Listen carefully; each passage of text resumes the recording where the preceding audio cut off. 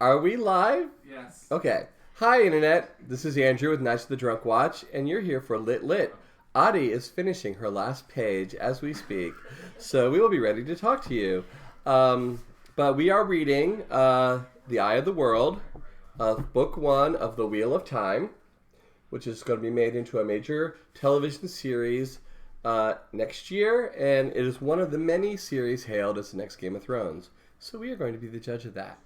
So I'm just getting up our stream here, so in case anyone wants to chat with us, and Audie is now done. So I am Andrew. I'm Audie. We are Nights of the Drunk Watch. And now our talk begins. Yay! Okay. Sorry, I've literally read my 100 pages in the last 3 hours. So it's all real fresh in my mind. But I did also take notes. So are we looking okay? We're looking okay? I think so. We have one person watching. Hello, one person. Hi. Please talk to us underneath if you'd like to have any conversations. If you're a robot, if you're not a or robot, troll, let us know. We're cool. Okay, so do you want to like go through what happened? I took notes about things I want to talk about as it's happening. Okay, so you just stop me as you go. Cause okay. I mostly have just kind of a rundown. A few as things went on, there was more and more to talk about. So chapter 8 was a place of safety. That's where Moraine heals Tam Alvier, right? Yes. Or no? No, yeah. Rand no, Althorn. Tam Althorn. And and Moraine also identifies Matt, Rand, and Perrin as, or I should say Rand, Matt, and Perrin as the three targets of the Trolloc attack. Right. On Eamon's Field. Technically led by the Midral. Right, led by the Midral, the Half-Man, the Fade, whatever they're calling. Yeah, it's got many names. And she says they all must go to Tarvalon. Okay, so during that chapter, she talks a little bit about how as she's using the one power on him, she kind of talks. Should we drink every time we say the one power? Yeah, that's a good drinking game because I'm going to talk about that a lot. I feel like this section kind of introduced us, at least this section of chapters introduced us a lot more, not only into the history of the One Power, but its relationship to the world, to the Aes Sedai, to the dragon. Am I saying that right this time? Aes Sedai. Aes Sedai. Yeah. All right. And so the first thing that came to mind was the fact that the One Power is drawn from the true source, which actually spins the wheel of time. I thought that was like a really important thing because the series is called The Wheel of Time, and the Wheel of Time is literally like the driving energy behind all life, all time moving forward. And it's sort of very like Star Wars-y in its mythology, like the force that permeates a little bit of the force. All things. Yeah, Aes Sedai, Jedi. Yes, and they they harness it and all of that. We'll talk more about that later as we get into like Egwene and Moraine having conversations. But that was the first thing that struck me in this chapter, one of the most important things. Okay. Chapter 9, Tellings of the Wheel. So this is Rand's first Shaitan or Dark Dream. Yeah, be careful, don't name him, he'll come. Oh, actually, I'm sorry, I forgot one more thing to discuss in the previous chapter, which was the weapon that Rand carries seems to catch... the Heron Mark sword. Yeah, it seems to catch Lan's attention. Yes. Because it's a Heron Mark sword. Right. Which I may be remembering from the first time I read this, but yeah. Yeah, well, I don't remember... Like, from this point on, I do not remember anything. I mean, I remember very big, wide strokes, but I don't remember the details. But it's very interesting to me because Lan seems to think that sword is more important than just some like it says something about Tam. It says something about where Tam has been to get that sword, and I'm very curious about. Yes, I mean I don't think the sword is unique. Right. But I think it comes with a history. Exactly. The Heron Mark comes with meaning. Well, and he does say it seems like their swords are similar, even though Lan's doesn't have herons on it. Right. It seems like the two are similar, so that definitely caught my eye. Okay, sorry, keep moving. Yes, no, that is important, though. That is important later. Tellings of the Wheel. Rand's first dark dream, as I've started to call them, when it appears he's drawn to Dragonmount in that dream. Is that what that was? I couldn't tell if that was Dragonmount or if it's where supposedly Shaitan's supposed to be. Well, I think, because as I was kind of breezing through the chapters to take my notes, in the dream, he's like, he talks about the mountain with the river with the island in it. So I think Dragonmount is where... Do you have your map in yours? And I couldn't find that on the map. Oh, we need to get... By the way, Internet, if you're watching and you love us, if you'd like to send us a large map, we'd love that. Yeah, because I couldn't find where that is located on this map. Right. This is the map that we're Well, because technically that would be Shal Ghul, right? No, yeah, Shal Ghul, which is up here. Yeah. That is where the Dark One is imprisoned. Right, but we didn't. But Dragon Mount is the prologue where what's his face called down the one power, Kingslayer, yeah, and the mountain and the guy was left on that island. Mm-hmm. And I think what they've built on that island, my guess is based on the description of the dream, that's where Tar Valon is. So it's Tar Valon. Well, Tar Valon is right here. Okay. Oh, there's Dragon Mount. There you go. Got it. I was Nailed right. It. Okay. Nailed it. But yeah, it's interesting to see. I got a drink for figuring such it out. It's interesting to start seeing the like, because they talk about how, you know, the Dark One's like reach is reaching out across the world. Right. With the Ravens and the Trollocs and the Midral, and it's like starting to affect people as well, and you can see that happening to Rand as he starts having these dreams. I think having this dream, you know, and he's constantly being tempted, serve me. Right. And he's running towards Tar Valon, not knowing that's what he's seeing in his dream. And he sees it as a place of sanctuary, that he's going to get to it, and it's going to be, and when he finally gets to what he thinks is his savior, it turns around and it's the Midral is there. I have to say, this chapter got me really excited about like and I have not read that far. Like I said, it's been a very long time since I've read even this book, but I don't remember a lot of Tar Valon almost at all. I'm very excited to see like the politics that are going to be going on in between the Aes Sedai. It seems like a King's Landing kind of like and shysters. I mean, that comes up later in chapter 13 where Moraine talks about how we're not the good guys. Right. Basically, we're not the good guys or the bad guys. We're just people. Right. And, you know, and people are people. Mm-hmm. And so, so I imagine there's going to be a lot of, there might be a little finger. Right. Well, there's and it seems like, we'll talk more about the Ajas later. Yeah. Okay. Well, no, the Red Ajas is something completely different. Right. Okay. And then, and then after his dream, the town basically turns against Moraine, tells her to get out, and she kind of schools them on history in a badass way. So I was reading this earlier today, and I'm like listening to music, and I got, you know, my Spotify going, and Boone walked in, and I am full blown just crying at this scene. I don't know why it made me so emotional, but the stories of these men that like I hope to God that we see this in the series. I hope they just show us like flashes of this battle of these people like trying to hold back this army for so long, all by themselves. And then the wife like releasing the one power, using the one power. It kills her. It kills all the leaders. Like it was like a freaking huge. It was Battle of the Bastards in like one chapter. It was amazing. I got really emotional about it, and I feel like she kind of, because when you start reading the story, like the Edmonds Field people, they seem like, you know, kind of country bumpkins. Like they don't know further than their own nose. Well, and I mean they're very bought into everything they've been taught in the superstition, and that the Aes Sedai are dark small town people. And they're small town people that and never here leave. She is saying, don't forget who you really are, and it's like, you know, and remember what the history has taught you. Remember the facts, man. Right. And then they're like, well, my son walks because of you, so okay, maybe you're right. And then they leave her alone. They were very like getting into a little mob, and then they were like fully shamed. Yeah. I loved that scene. I can't wait to see it. Okay. Chapter 10, Leave Taking. Yes. Where Egwene and Tom Marilyn join the group. Yeah, that was, I mean, I kind of expected Egwene to like suddenly show up. I had completely forgotten that Tom Marilyn joined the band. Oh, yeah. I did not remember that. And so you have to wonder, and again, I don't remember this, maybe Andrew does, but you have to wonder why Tom Marilyn is like so into being with them. Because he clearly doesn't trust Moiraine. He doesn't like care for the whole situation, but he's coming along. He's got to have a reason. And don't you think, you know, it doesn't just have to do with like he knows something great is about to go down, and he will be witness. He will be the one telling that story.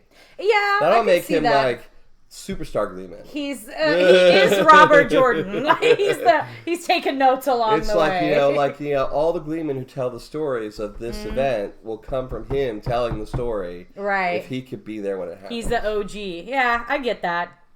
But I feel like there may be other underhanded, like that's just my instinct. Again, I don't remember. Everything's getting fuzzy at this point. So we have Egwene jumping in saying, "You're not leaving without me," and then the Drakkar Yes. Drakkar, yeah. Drakkar Noir? No. Yeah, Drakkar Noir. The cologne shows up. No. I have to say, I freaking love the women in this series. Like, I love Moraine. I love Egwene. Like, she's just so like, you don't tell me what to do. You don't tell me what to do. I do what I want. Like, yeah. I love her. So chapter 11, Road to Terran Ferry. So we have the flight from Eamon's Field. Right. They're discovered by the Drakkar. Yes. And they're sort of, like, they're not really attacked. He just kind of, like, he's like a spotter. He spots them outside of Watch Hill. You know, where everything's just and then he calls merrily along. It's bell time in Watch Hill. They have no right. idea what's going on. Super happy times. They don't care. And so that's when Moraine calls up a fog or a mist to help hide them while they make this run.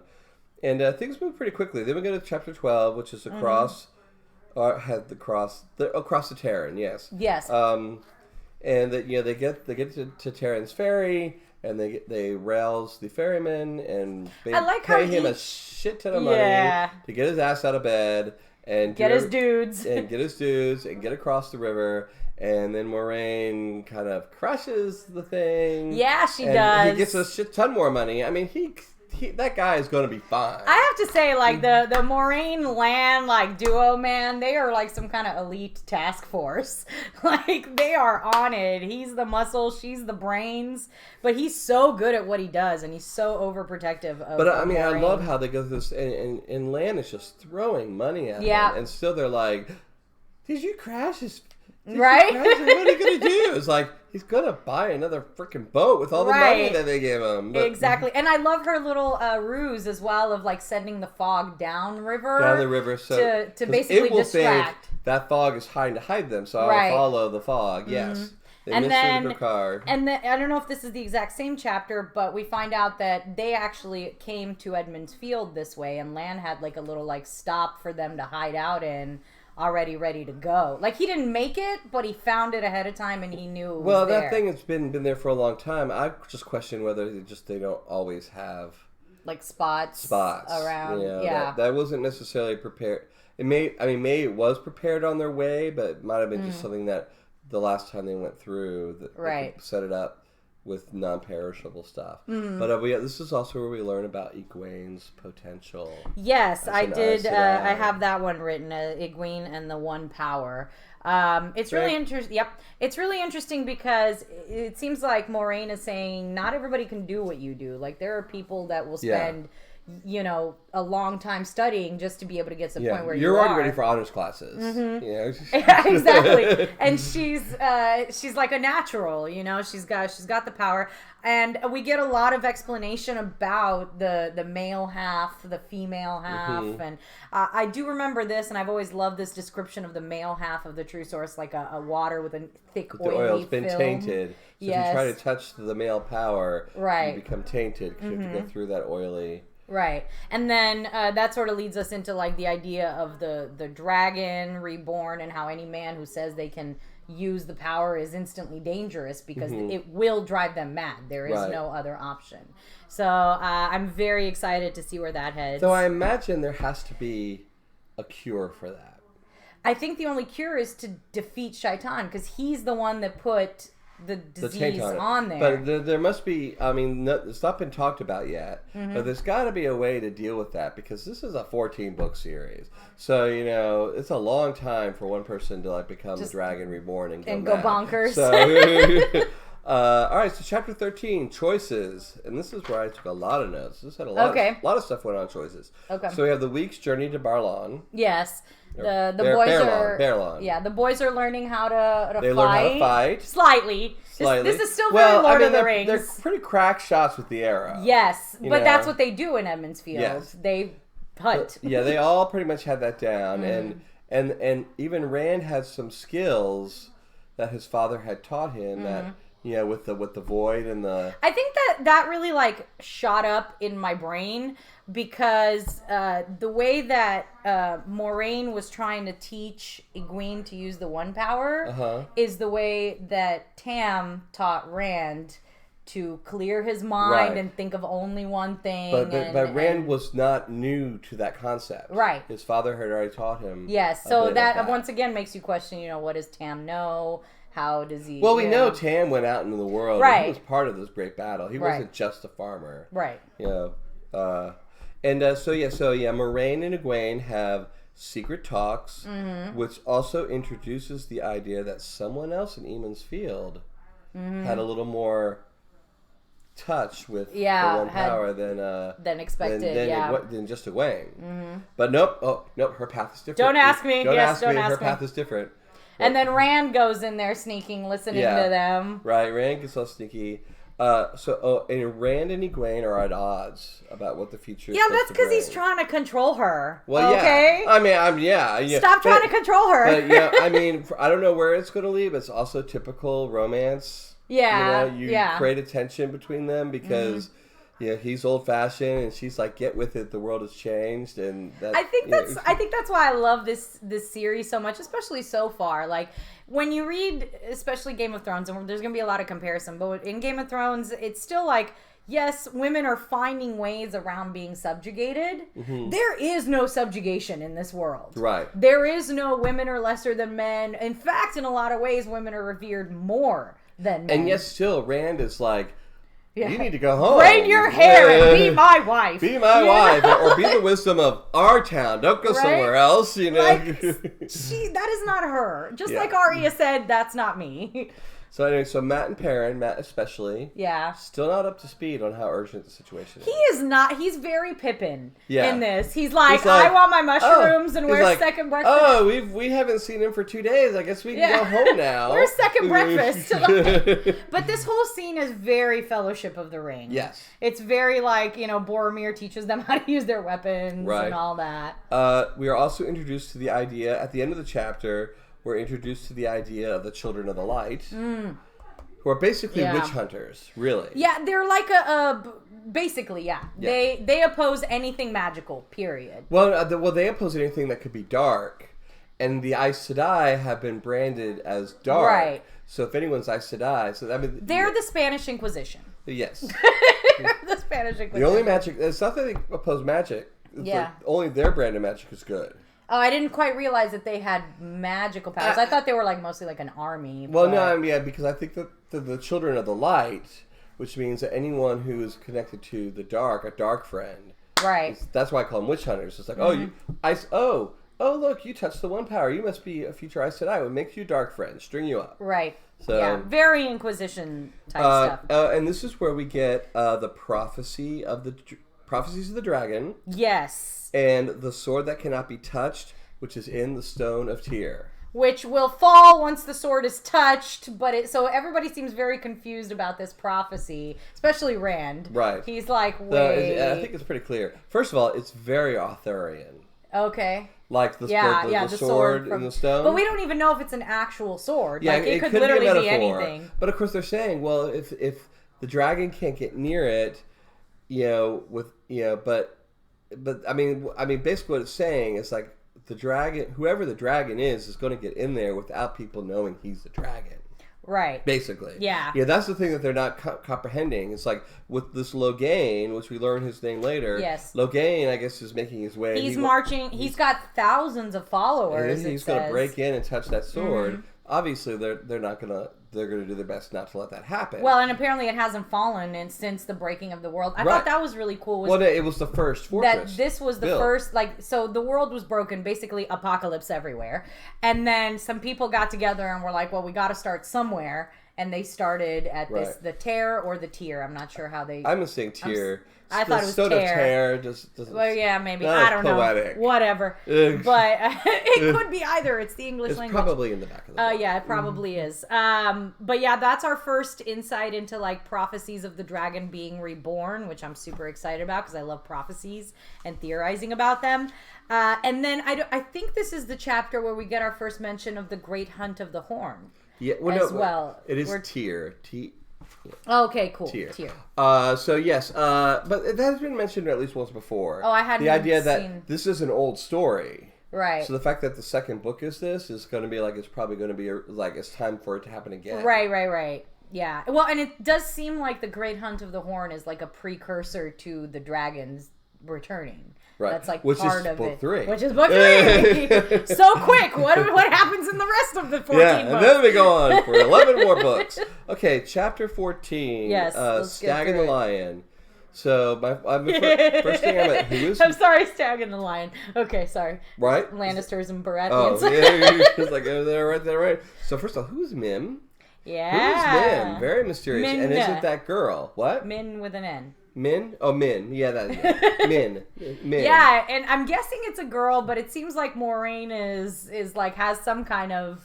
Well, there's that girl. He's like, well, is she a girl? Yeah, come on, man, is a girl. Yeah. Just because she looks like a boy, don't be Right. You know, just because she identifies. Anyway. Right. We do not make gender requirements. Matt cannot keep his mouth shut. Oh my god! I cannot take a hint. He is Pippin. Yes. He just knocked the fucking skeleton into the mines of Moria and alerted everybody. Yes. Like, shut the fuck, and everybody's like, shut the fuck up, Matt.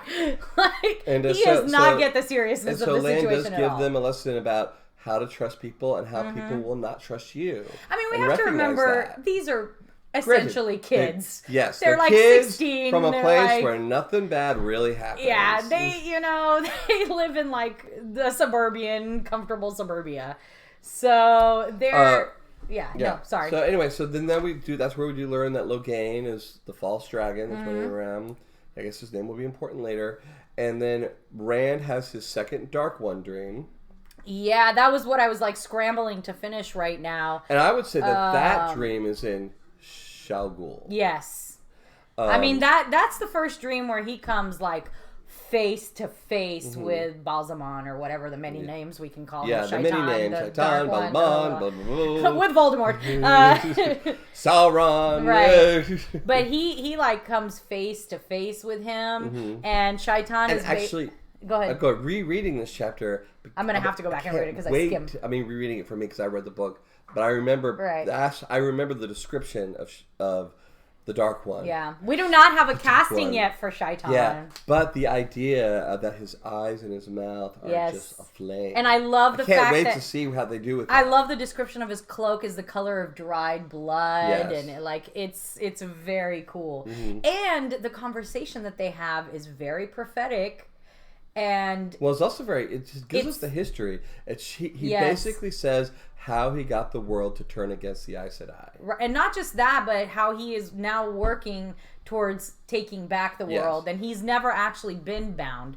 Like he's, this maybe perhaps some physical form of his is bound, but much like the devil / Satan, Shaitan Satan, he is reaching out with his mind and corrupting people's minds. Well, yeah, and it's interesting his approach because he basically lays out everyone hates the Aes Sedai because of me, right? And you think they're going to save you, but guess what?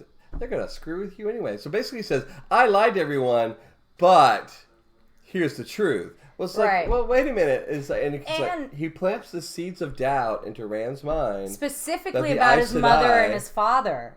Because he talks about how... I don't remember that. Oh, yeah. Well, I literally just looked at it, but he talks about about his real mother and father. Well, yeah, he says, like, your father was a nobody and your mother was a brood mare for the Aes Sedai. So to me, that says, like, they combined these two people to make a child they wanted. Right. So that is very heavily hinting to me that out of these three, Rand is going to be the most significant. Right. Well, and then my big question is, though, I mean, this isn't the age of George R. R. Martin yet. Right. So there aren't necessarily big twists. So there could be big twists to come. So is Rand the Dragon Reborn? I mean, as of right now... That's my assumption. Yeah. My assumption at this point is Rand is going to be the Dragon Reborn. He's the Frodo character right now. He's the central character.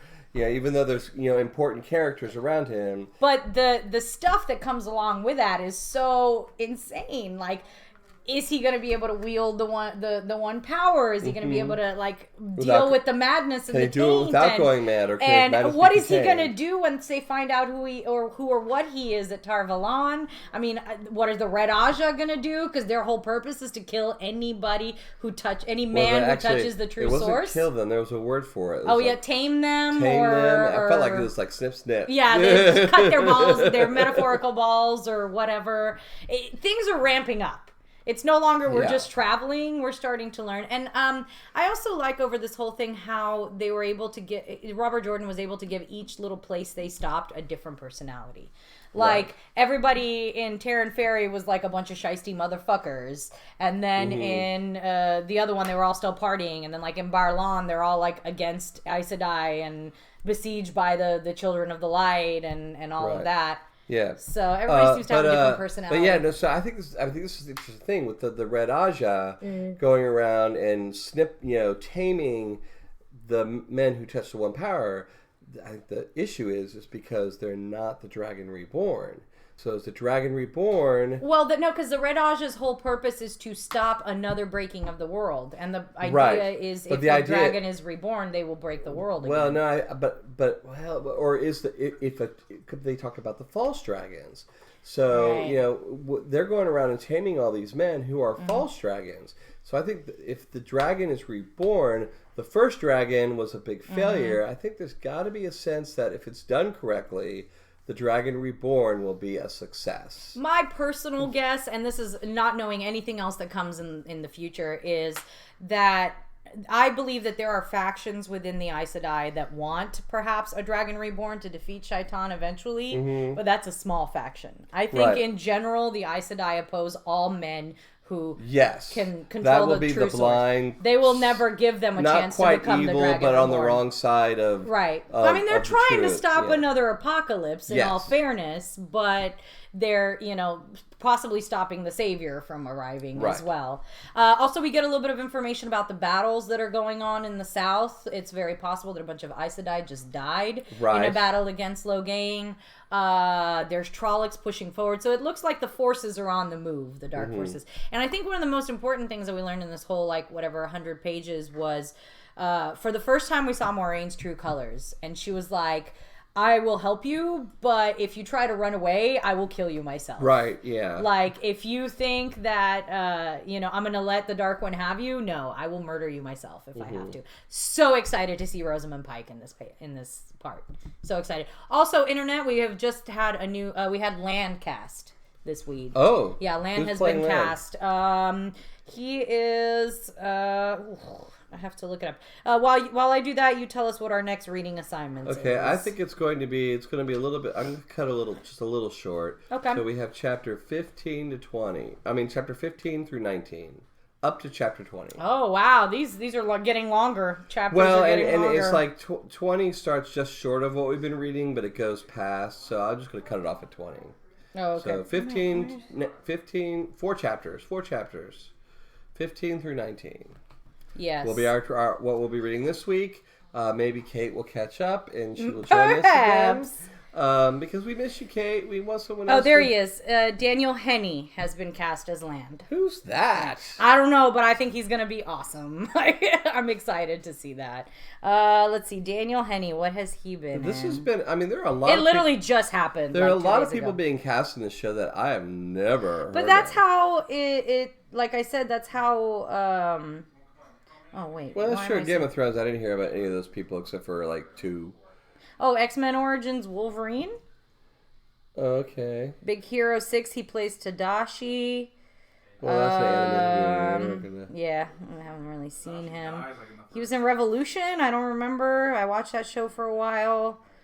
I don't see a lot of other big stuff. All right. He's a lot of action stuff. Now I'm very excited about the guy that's playing Rand. I've seen him in a couple of foreign films. He's a foreign actor. I thought you said porn films. No, really? No, foreign films. And I'm very excited to see what he can do in this part because I think this part's going to require a lot of complexity.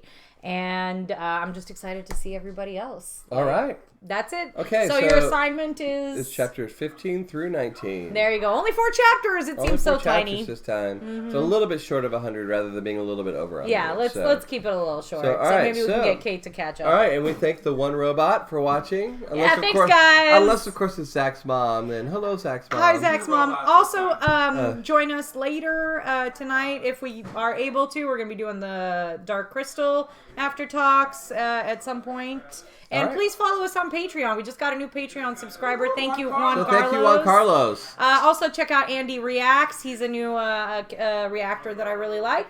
All right. So we're the Knights of Drunk Watch. And now our talk has ended. Lit, bitches! That's how I want to end it every time. Just